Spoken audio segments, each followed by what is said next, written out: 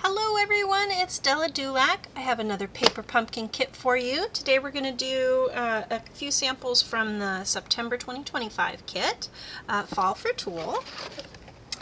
This is super fun, very pretty fall cards. They can be for Thanksgiving or any kind of fall. I did change them up quite a bit. We'll explain that. This is the cute little stamp set that comes in that. Put that over here and get all of these fun things out of the box. And in this kit you get the Cajun Craze Stampin' Spot. Get rid of the box. Alright, so these are the cards that come in the kit. You can do them, of course, just like they are, but I always like to change them up a little bit. Gives you a little guide if you want to follow along and do those projects. So we'll set that over here, and it has some really fun little die cuts that come out for you to add into the cards, and we're going to use those in a little bit different. And the card bases, when they have a beautiful print like this on both sides, I will for sure cut these apart, and then I will make more cards with those. So you get these three bases. I did leave this one. It's kind of hard to tell. There's just a little tiny print on that, but I left that one. I love it when they do the, envelopes with a little print on the flap, so you can see those when you put your cards in. You can see them on the outside, and it's beautiful. And I left those alone. Some people really like to cut up their envelopes and get just a little bit more bang for their buck. Alright, let's move these over here. So for this first one, I did it very similar, except like I said, I will cut these apart and then I will use those on my cards. So I get two card fronts, and then I will add them to other card bases. So when you look at the back of this, it will give you some of the colors that are used in this kit. Like Cajun Craze, Crumb Cake, Darling Duckling, Early Espresso, Pecan Pie, Timid Tiger, and the Metallic.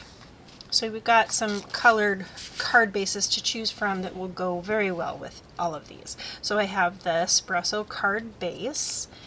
And then sometimes when I cut these apart, I'll have a couple of strips, so I'll add that to a vanilla piece to put on the inside, or a white. So you have, especially when you use a dark card base, you want something to write on.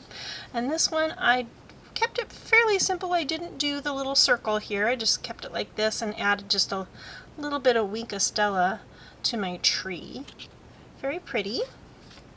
And then this one, same layout, except I took a piece of scenery paper, and this one I took from,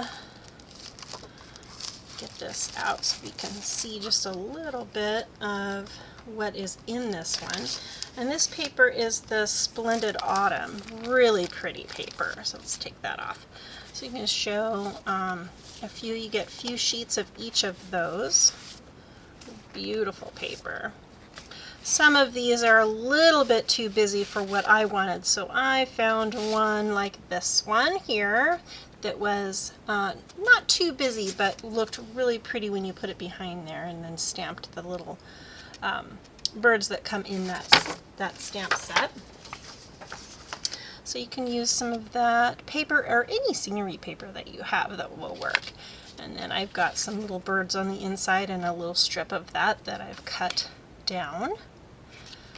And then this one here is this card. So I did very similar, except of course I cut this down and I put it on some Cajun Craze card base, and then did a little strip of that card that I had cut down. And then I did not put the little fox on this one. I did put it on this one. So on this one here, I've cut this piece in half so I could use it on more cards. So the other half of it is right here. And I also took my blends, and I wanted to color my stocks just a little brighter than what they were here. So I got add just a little bit of green and more yellow, so those three little corn stalks, ears of corn will stand out a little better, and added my fox down there. That way I can add that other one to another card. Got a little strip there.